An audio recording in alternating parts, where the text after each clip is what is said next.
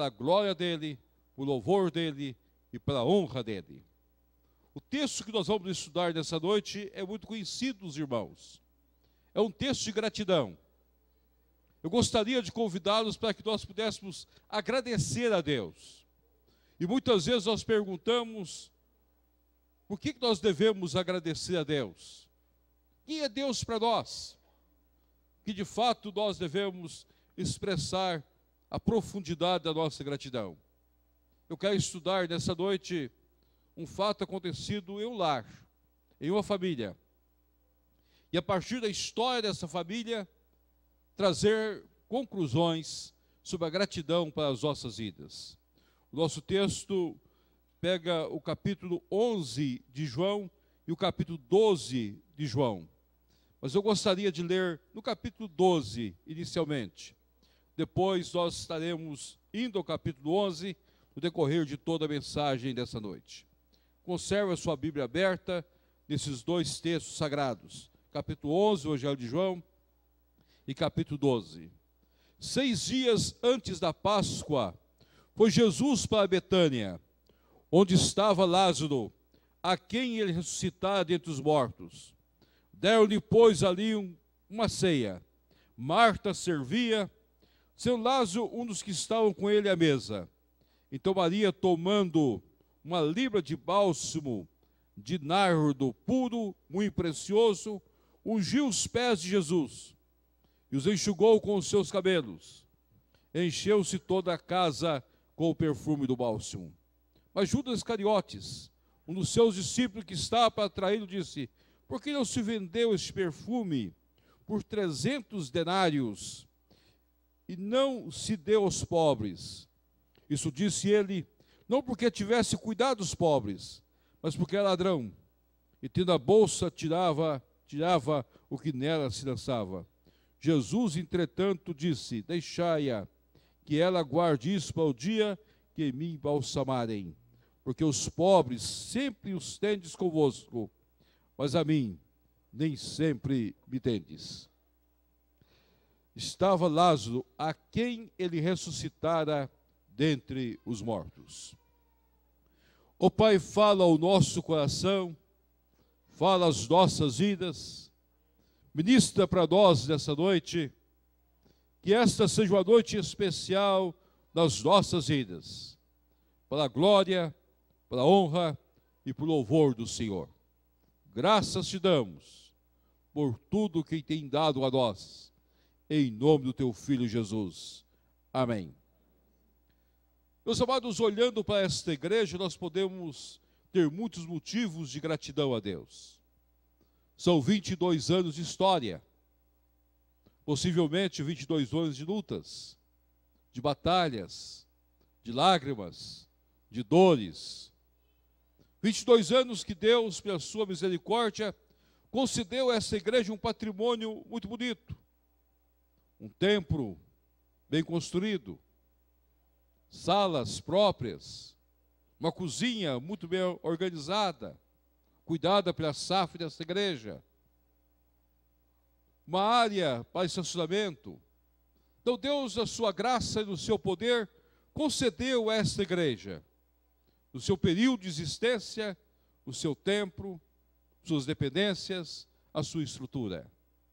Concedeu também a esta igreja um terreno, na esquina, bonito, convidativo, onde a igreja no futuro pretende erguer um outro templo, pela graça e pelo poder, pela honra e pelo louvor de Deus. São bênçãos de Deus. São bênçãos preciosas de Deus. Mas a igreja passou por batalhas. A igreja passou por lutas. A igreja passou por dificuldades. A igreja teve choro e teve lágrimas. Mas o Senhor de toda a glória enxugou as lágrimas e enxugou o choro. E se fez presente no dia a dia da vida da igreja, na vida dos seus pastores, na vida do conselho da igreja, na vida das sociedades internas, na vida dos grupos de louvores, na vida do coral da igreja.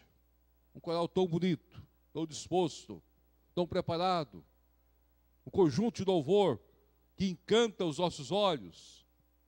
Deus tem feito maravilhas, e por isso nós damos graças ao Senhor.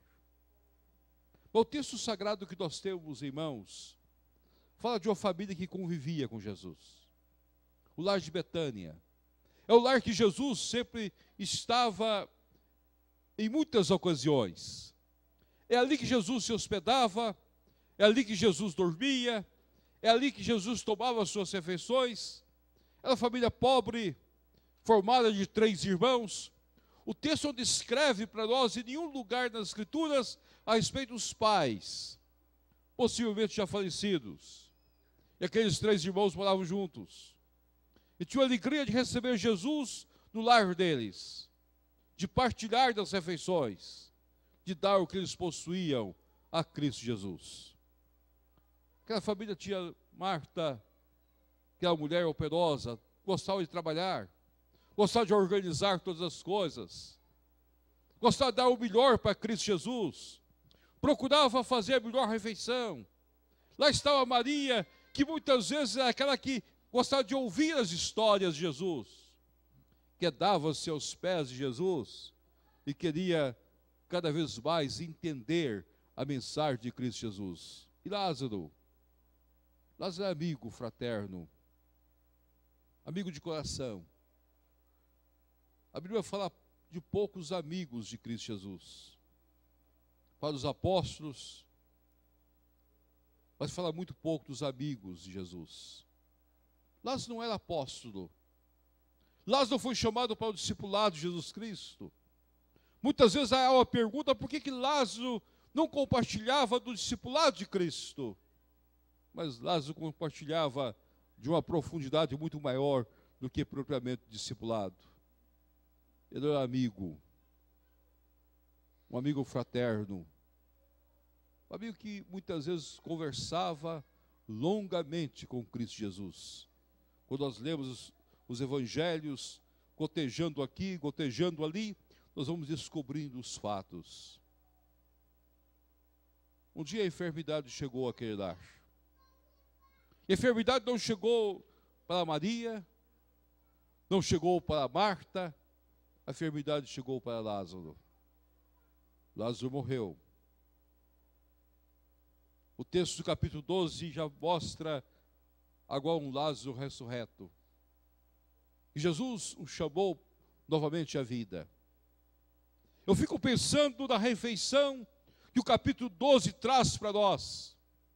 Qual é o cardápio que Marta preparou naquele dia? Alguma coisa muito especial. Havia uma gratidão muito grande no coração e havia uma alegria muito grande naquele dia.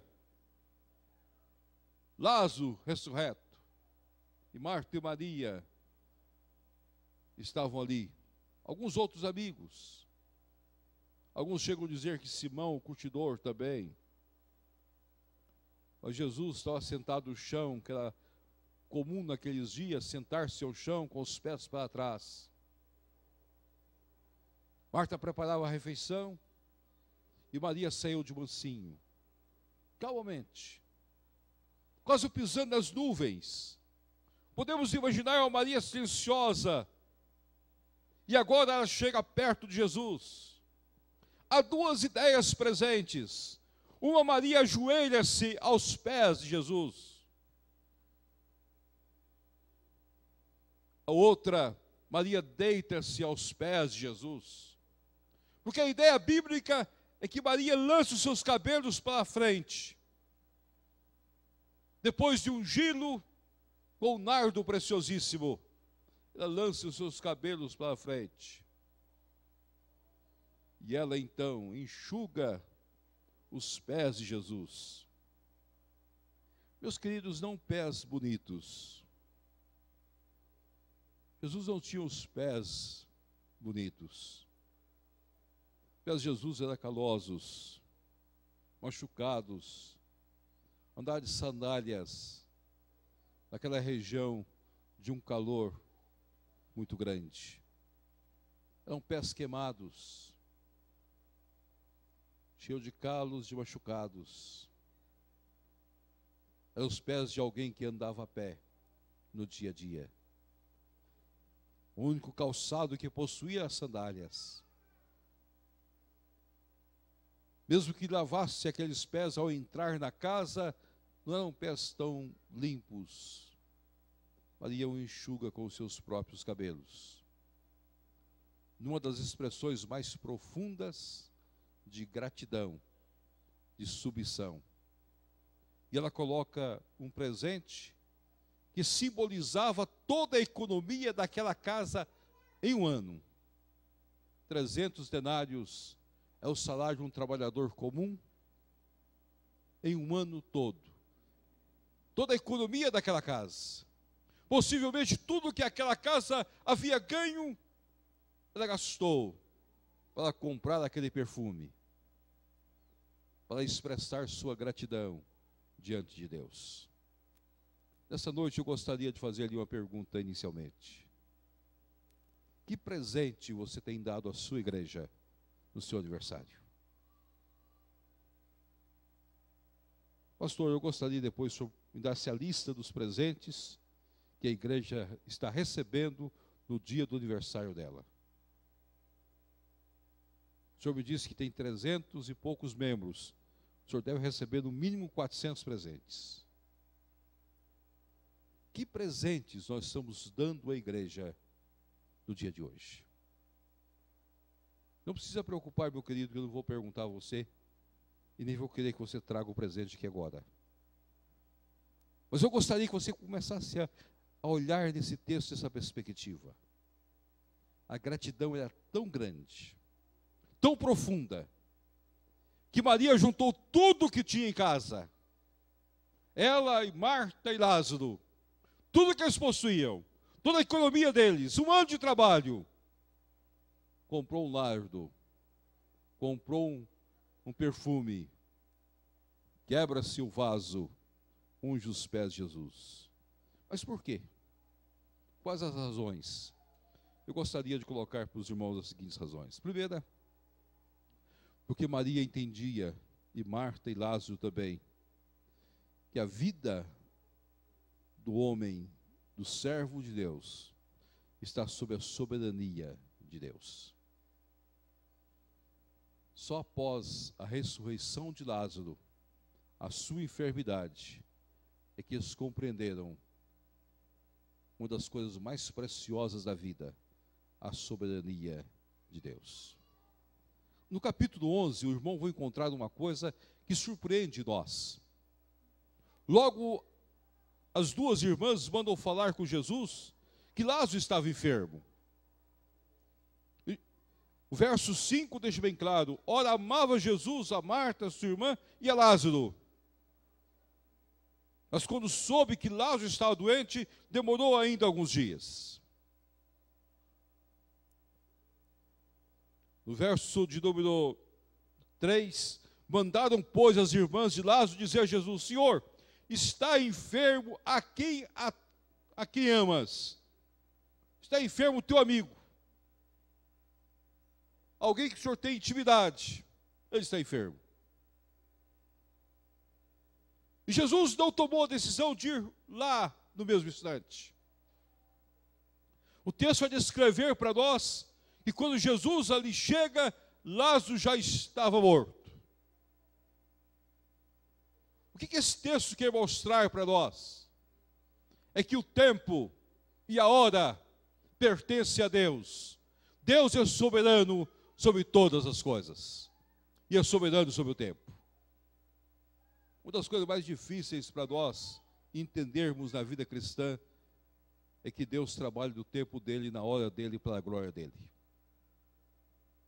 Nós gostaríamos que Deus trabalhasse de acordo com o nosso tempo. Nós gostaríamos que Deus atuasse de acordo com as nossas determinações.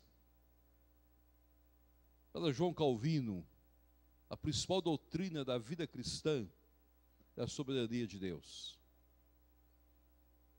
E a única coisa que cabe ao homem entender é que o homem deve estar submisso à vontade soberana de Deus em todas as coisas, em todos os momentos, para a glória dele. No tempo de Deus, essa igreja veio existir. há 22 anos. Não é o tempo dos homens. No tempo de Deus, essa igreja irá construir o seu templo, colocando no coração dos seus presbíteros, seus oficiais, no despertar da vida dessa igreja, tudo Deus fará no tempo dele e na hora dele, porque Ele é soberano sobre nossas vidas. No tempo de Deus, nós vamos dizer sim ao Senhor Jesus Cristo, porque é o Espírito Santo de Deus que trabalha nas nossas vidas, para que nós possamos reafirmar: eu creio em Jesus. Marta e Maria precisaram passar pela experiência dura da enfermidade do irmão para compreenderem que Deus trabalha no tempo dele. Quando Jesus chegou, eu gostaria que os meus queridos irmãos olhassem a expressão que está no verso 21, que foi uma expressão que Marta usou no capítulo 11, quando Marta chega a dizer assim: Senhor, se estiveras aqui, não teria morrido meu irmão. Isto é, Senhor, tu demorou muito. Demorou muito. Abraão e Sara receberam a promessa de ter um filho. Deus disse para Abraão que iria dar-lhe um filho. E Abraão começou a olhar para Sara, Sara começou a olhar para Abraão. Os anos foram passando, os dois foram envelhecendo, e a cada dia que passava, um olhava para o outro, e cada um olhava mais para o outro e sentia que os anos estavam indo.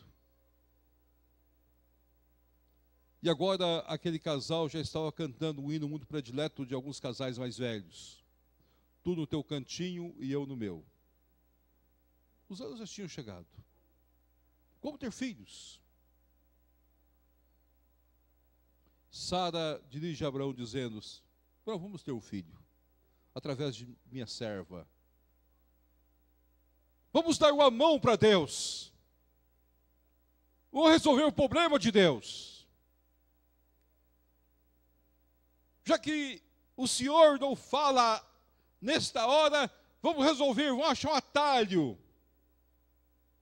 Nasceu Ismael. Deus dirige a Abraão dizendo: não é Ismael o meu herdeiro, Abraão. Eu vou te dar um filho de Sara. Vou fazer um milagre na vida de vocês. E quando Abraão está com 100 anos, Sara com 99, Deus lhe dá um filho. O milagre de Deus. O que Deus queria mostrar para Abraão, que Deus é soberano sobre o tempo. Sobre o tempo em todas as coisas. Tudo está nas mãos de Deus. Pode ser, meu querido, que você esteja orando há muitos anos por alguma coisa e você possa estar pensando: Deus está demorando demais. Eu gostaria nessa noite de dizer para você: creia que o tempo de Deus pertence a Deus e somente a Deus. E continue orando.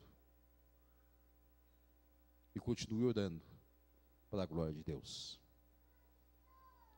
Mas há outro aspecto desse texto desafiador para nós, que também nos leva a sermos gratos. Nós não somos gratos só porque Deus é soberano.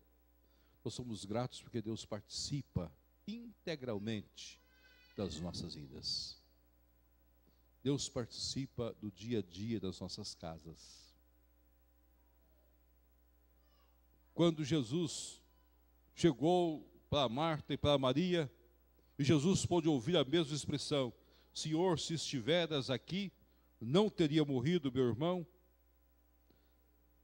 Essa expressão traz um sentido muito claro para nós: Senhor, não adianta mais a tua presença. Eu sempre afirmo que Deus, na sua graça e no seu poder, ouve até os impropérios nossos, até aquilo que nós muitas vezes queremos falar e falamos para Ele. Os impropérios nossos, nós falamos e Deus, de uma forma misericordiosa, Ele ouve. Ele entende, Ele participa. Uma das coisas mais lindas das Escrituras Sagradas, que o Deus que nós cremos é o Deus que é íntimo nosso, das nossas vidas, do nosso povo, das nossas lutas, das nossas dificuldades. Senhor, se estiveres aqui, o Senhor demorou demais, agora não adianta mais. E Jesus então dirige para Maria e para Marta: onde os sepultastes? Jesus primeiro procura mostrar que ele é a ressurreição e a vida, que ele de fato era aquele que havia de ressuscitar os mortos. Mas a expressão mais dura desse texto é quando Marta assim afirma para o Senhor Jesus Cristo. Verso 27, depois de Jesus falar da ressurreição, depois de Jesus ter falado que de fato aquele que morre não morrerá eternamente. Verso 27, ela responde: sim, Senhor. Respondeu ela: eu tenho crido que tu és o Cristo, o Filho de Deus, que devia vir ao mundo. Em maneira alguma ele afirma: Senhor, eu creio que o meu irmão há de ressurgir, se o Senhor assim determinar, que tudo está nas tuas mãos. Jesus pergunta: onde os sepultastes? Agora eles levam Jesus lá. Eu gostaria que os irmãos olhassem um dos versículos que todos nós decoramos na igreja, o verso 35. É o versículo que todo irmão sabe de cor. Depois de Jesus ter agitado no espírito, ele comove-se e caminha-se para a sepultura de Lázaro. E no verso 35 está escrito: Jesus chorou. Há três interpretações desse texto. Há três linhas de ação nesse texto. Uma delas que afirma que Jesus chorou por ver a incredulidade de Marta e Maria. Pode ter sido. Ele viu a incredulidade de duas pessoas que ele convivia diariamente. E muitas vezes Deus, na sua graça e no seu poder, chora quando nós passamos por algumas lutas e vê a incredulidade presente nas nossas vidas. Outro motivo, ele pode ter chorado porque ele viu o estrago que o pecado faz. O pecado traz morte, traz separação, traz dor, traz amargura, traz destruição. O ladrão vem somente para matar, roubar e destruir. E o pecado está presente nas nossas vidas, destruindo, matando nossas vidas. Jesus viu o estrago do pecado. Mas há uma terceira linha que esta eu sigo. Jesus chorou de compaixão. Jesus chora conosco. Jesus ri conosco. Jesus participa das nossas vidas. Jesus está presente nos nossos lares. Ele assiste a cada um de nós, a cada instante, a cada momento, diante da graça e do poder de Deus. Uma família muito querida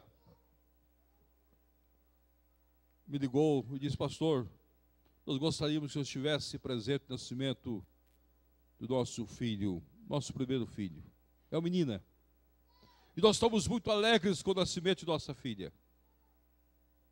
Ela vai nascer tal dia.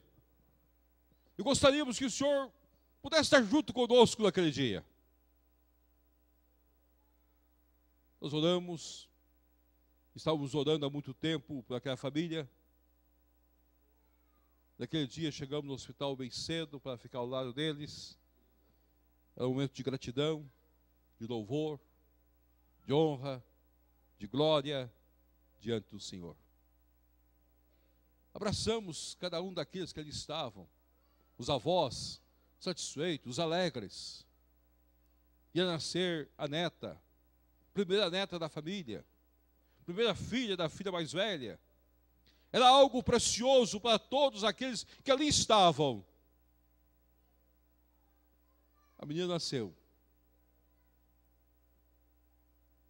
O pai saiu cabisbaixo da sala depois que viu a filha.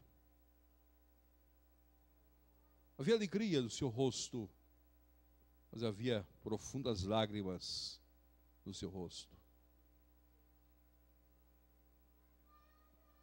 A avó abraça o genro e pergunta como fora tudo. Disse: o parto foi muito bem, a menina nasceu. Só que ela nasceu com uma fenda muito profunda. Ela nasceu com lábio leporino, rosto bastante defeituoso. Naquele momento havia as lágrimas na família. Como pastor, eu só pude dizer uma coisa: o Deus que nós cremos e o Deus que vocês creem está presente aqui. Deus tem um projeto em todas as coisas. Essa menina está hoje com 4 anos de idade. Ela já passou por 5 cirurgias. Vai ter de passar por mais 3 cirurgias. É um tratamento longo, penoso, difícil. Mas o que mais me encanta em tudo isso é que a graça de Deus, é o louvor do Senhor. E toda aquela hora era a hora de darmos graças a Deus, de agradecermos a Deus. A despeito da circunstância, a mão de Deus estava presente e o Senhor estava participando de todas as coisas. E Deus iria abrir as portas. Deus ia dirigir tudo para a glória e para a honra dEle e para o louvor dEle. A igreja precisa compreender que o Deus que nós cultuamos e servimos e agradecemos é o Deus que participa das nossas vidas. Não só das alegrias. É muito fácil participar das alegrias, mas participa principalmente das nossas dores. Participa dos momentos de lágrimas da igreja. Participa daqueles momentos mais preciosos, quando lá no canto de nossas casas, nós ajoelhamos. Só nós e Deus. E abrimos o coração diante de Deus. E cremos que Deus há de mudar todas as coisas para a glória dEle. Como é bom nós compreendermos isso. A gratidão precisa ser fruto de uma experiência profunda com Deus. Não simplesmente uma experiência momentânea com Deus, mas uma experiência profunda de saber que Deus se faz presente nas nossas vidas. Deus é soberano em todas as coisas. Deus é aquele que participa integralmente de todas as coisas conosco. Mas Deus é aquele que trabalha em nós e exige que nós trabalhemos nele. Eu gostaria que os irmãos olhassem o último ponto nesse texto. O Deus que trabalha em nós e exige que nós trabalhemos nele. Jesus chegou onde estava o túmulo de Lázaro. O que Jesus ordenou? Tirai a pedra. Logo houve um questionamento. Já cheira mal? Já se faz 4 dias? Mas Jesus não perguntou se cheirava mal, se o corpo estava em decomposição. Jesus não questionou essa situação. Jesus simplesmente disse: tirai a pedra. Depois Jesus dirigiu: Lázaro, vem para fora. Aí Lázaro sai. Quando Lázaro sai, Jesus dirige para as pessoas: desatai-o. Ele saiu com as mãos amarradas, saiu com os pés amarrados. Não é mais simples que Lázaro já saísse com as mãos desamarradas, com os pés desamarrados? Não, meus amados. Cortar nós, desatar nós podemos fazer. O que esse texto quer nos ensinar nessa noite? O Deus que nós cremos é o mesmo Deus que faz milagres nos nossos dias hoje. O que é tirar pedras dos nossos dias? O Senhor não evangeliza. Deus não evangeliza ninguém. Mas Deus manda que nós evangelizemos. Deus manda que nós coloquemos a palavra dele em cada casa. Vocês estão numa cidade privilegiada. Pelas informações do pastor, são 60% da população já evangelizada e crendo no Senhor Jesus. É uma cidade diferenciada. Mas nessa cidade, vocês têm com vocês o maior desafio: continuar pregando o Evangelho. Porque cada dia nascem pessoas novas. E cada dia há pessoas que não conhecem o Evangelho. O verdadeiro Evangelho. E a igreja não pode se calar. E a igreja não pode cruzar os braços. A igreja não pode se acomodar e pensar que já cumprimos o nosso papel. Há muitas pedras para serem tiradas. Há muitos nós para serem desatados. E a igreja tem a obrigação de cumpri-los. Há muitas famílias para serem atingidas. Pode ser que filhos dessa igreja não estão mais aqui. É hora de nós buscarmos esses filhos. Nós devemos orar por eles. Nós devemos colocar diante do Senhor e dizer: Senhor, traga de volta o fulano, Beltrano. São filhos da igreja. Pode ser que filhos da igreja mudaram para outras regiões e não estão servindo o Evangelho. É hora de nós irmos atrás deles. E às vezes é preciso nós desatarmos alguns nós. É preciso, às vezes, nós aprendermos a pedir perdão. Na nossa igreja nós tivemos uma experiência muito interessante. Nossa igreja foi uma igreja que nós somos o primeiro pastor, o único pastor da igreja, até hoje. Vimos a igreja crescer, vimos as pessoas ser recebidas. Mas um dia eu senti que havia uma família que havia afastado. Não estava conosco. E logo um presbítero disse: pastor, nós estamos na casa de uma irmã da igreja, com seu esposo, precisamos de lá.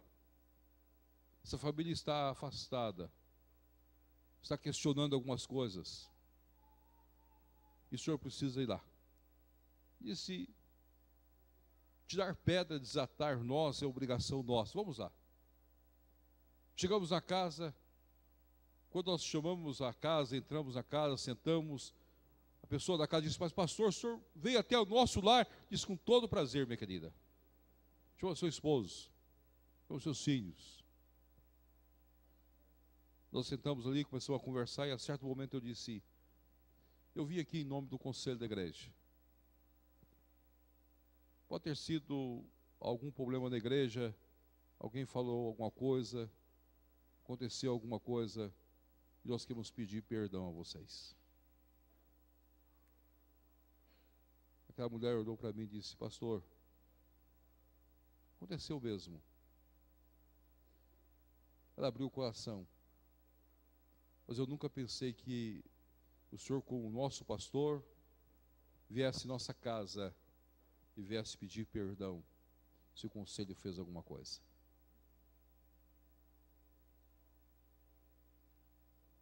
Disse: agora vamos ajoelhar. Vamos, no meio da casa, vamos nos dobrar diante de Deus. Vamos nos reconciliar com Deus. Vocês vão perdoar o que aconteceu. E vão voltar firmes. É que a família continua ali servindo ao Senhor. A igreja, ela precisa estar sempre zelosa, desatando nós, tirando pedras. Há o trabalho que é de Deus. Converter vidas não é minha obrigação, nem sua obrigação. Transformar corações não é minha obrigação, nem sua obrigação. Mas colocar as pessoas diante do Senhor é minha obrigação e sua obrigação.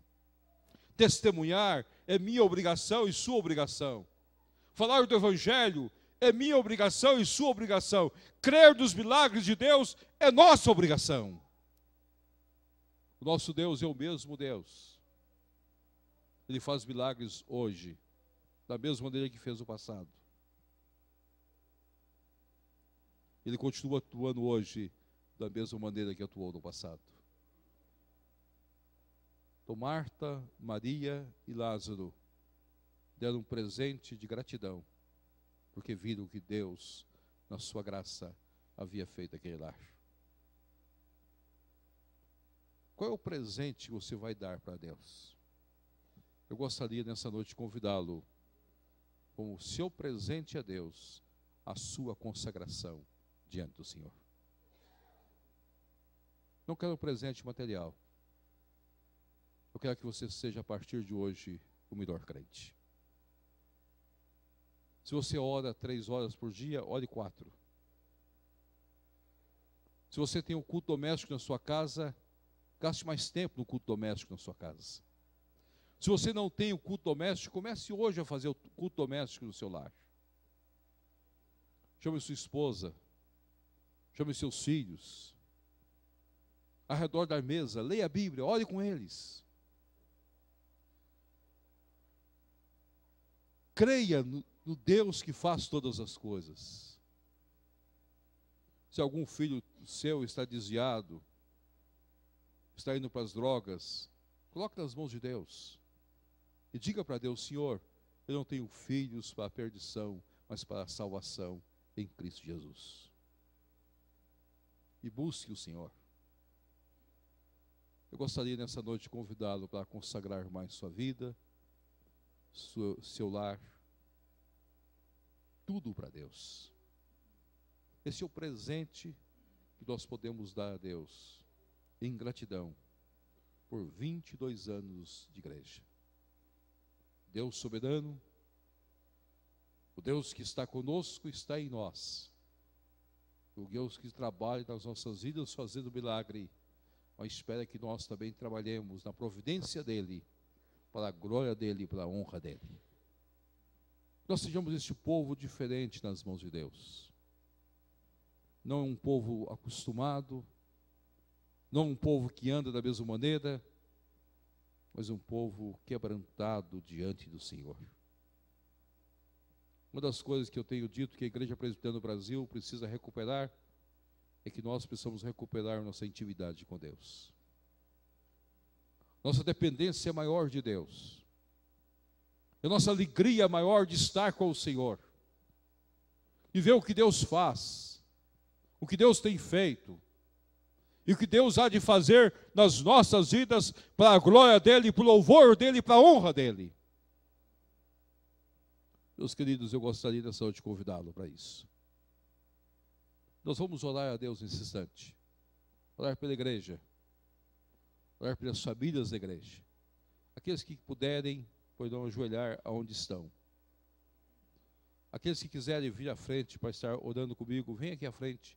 Eu quero orar com você nessa hora. Se você tem alguma dúvida, algum filho, alguma nora, algum sobrinho, alguma pessoa que está passando por uma crise, vem aqui à frente, nós vamos orar agora. Vamos pedir uma graça especial de Deus para a sua vida, para a sua família. Ou se você não consagrou sua vida ainda a Deus, esta é a oportunidade, você consagrar sua vida. Mas aonde você está, ajoelhe, ore a Deus. Se você quiser vir à frente, eu quero orar com você.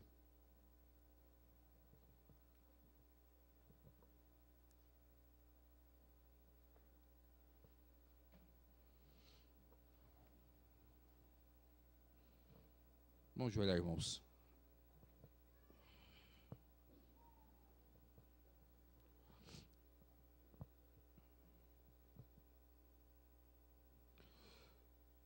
Ó Pai grandioso, Tu sabes as dores, Tu sabes todas as coisas.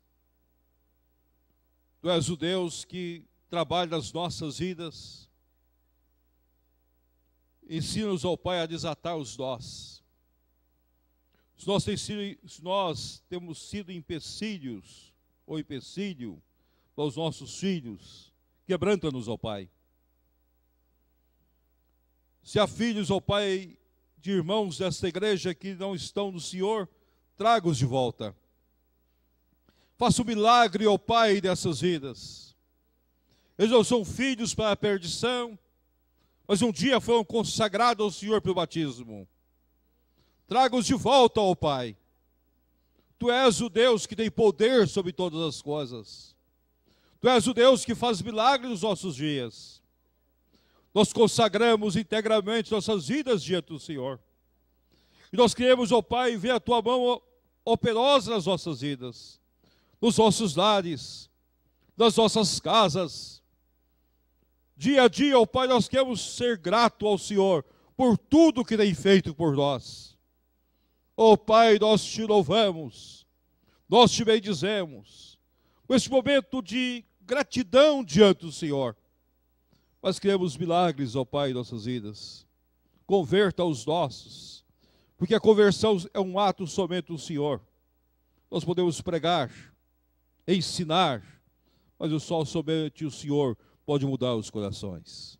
Faça a Tua obra na vida da nossa igreja. Atue na vida de nossa igreja, curando, salvando e tornando-os mais testemunhas do Senhor. Nós colocamos tudo diante do Senhor nesta hora, clamando diante do Senhor, enxugue as nossas lágrimas e as nossas dores. Que esta noite, ó Pai, seja a noite marcante das nossas vidas, de reconsagração e de consagração total nossa diante do Senhor. E em nome do Teu Filho Jesus é que nós oramos. Amém. Amém.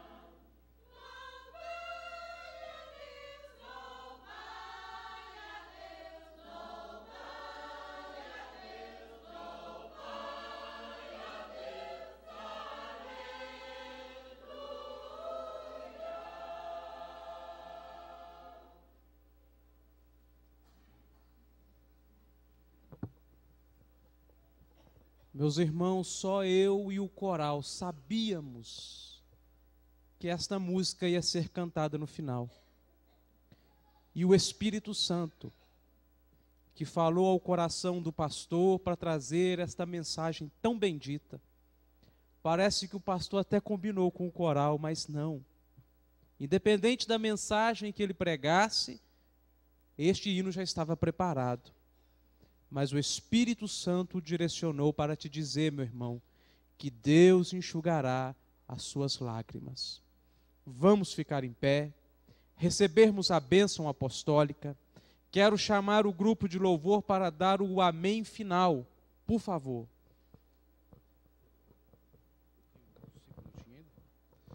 Meus amados, mesmo em pé, eu gostaria de convidar todos os presbíteros da igreja para que venham à frente com as suas respectivas esposas. E o pastor também com a sua esposa. Pode dar a mão para a esposa, meu querido. Segura no braço da esposa, a mão dela. E cada presbítero com a sua querida esposa agora. Vem à frente para nós. É somente 1 minuto, meus irmãos. Não mais que isso. Pastor da igreja, os presbíteros.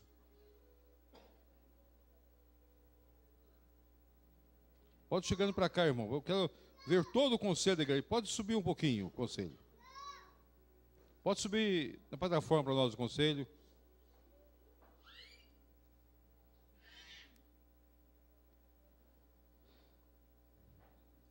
Meus amados, eu gostaria de dizer para vocês, primeiro eu quero agradecer a minhas queridas irmãs, esposas dos presbíteros, pelo trabalho que vocês exercem. Eu tenho falado isso no Brasil todo e deveria falar aqui também. O marido de vocês não faz mais que 5% do trabalho dele. Vocês fazem 95%. Porque a única área da vida que não funciona na vida é um presbítero e um pastor que não é bem casado. A igreja vê primeiro a família do obreiro, a família de vocês, mais do que todas as coisas. A outra coisa que eu vou falar para vocês, eu gostaria que vocês guardassem no coração de vocês. Se um dia vocês olharem para a igreja e sentir que a igreja está desanimada, reúne o conselho e pergunta para vocês mesmos se vocês estão animados. Se um dia olhar para vocês começarem a dizer, a igreja precisa orar mais, pergunte ao conselho se você está orando. Se um dia vocês falarem, a igreja precisa contribuir mais, pergunte ao conselho que ele está sendo fiel. A igreja é o retrato do conselho.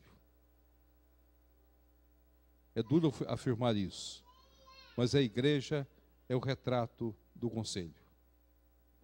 Isso seja a igreja lá do norte, seja a igreja lá no sul. A igreja retrata o seu conselho. A igreja retrata a sua liderança.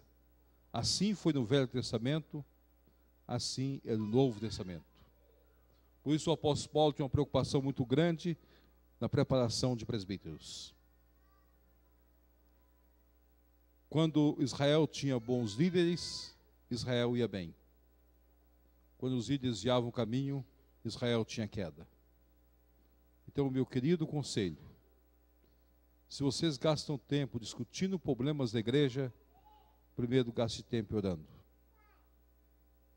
Gaste mais tempo orando, intercedendo pela igreja, do que discutindo problemas. Quando tiver algum projeto, antes de aprová-lo, fique 2 meses de oração no mínimo, para depois aprová-lo. E não tenha medo de lançar desafios diante do Senhor, desde que esses desafios sejam primeiro um desafio de vocês. Que Deus abençoe meu conselho, meus queridos irmãos mais jovens, mais velhos, e minhas queridas irmãs. Vocês são muito importantes na obra de Deus. Ao chegar em casa, você dirige ao seu esposo, diga para ele, o pastor falou o quanto eu sou importante na obra de Deus hoje. Porque muitas vezes vocês abrem mão de todas as coisas para que o seu esposo seja um bom presbítero. Minha querida esposa de pastor, tão jovem ainda, saiba que o seu esposo vai envelhecer na obra. pela glória de Deus. Esteja ao lado dele. Um dia que ele ficar meio desanimado, não pergunte por que ele está desanimado, não. Põe a cabeça dele no seu colo e procure carinhá-lo. Depois diga para ele, levante e continue a obra.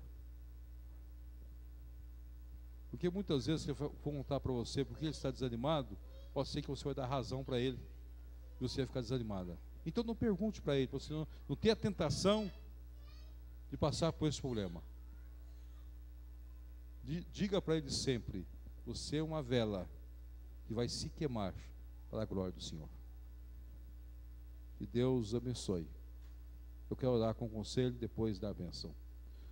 Ó Pai, nós te louvamos pelo conselho desta igreja. Nós te louvamos pelos seus presbíteros, seus pastores. Nós te louvamos pelo ministério que eles estão exercendo aqui. Cuida deles. Nós te louvamos, ó Pai, pela família deles.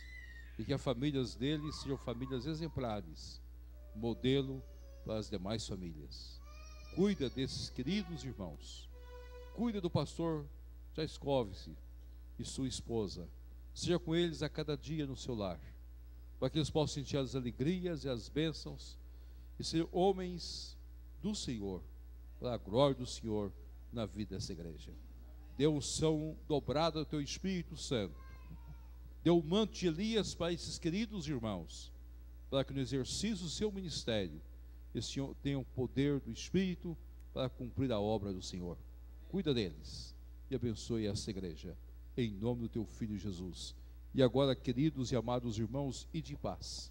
Que a graça, que o amor e que a comunhão do Deus Pai, Deus Filho e Deus Espírito esteja com o povo eleito do Senhor para todos sempre. Amém.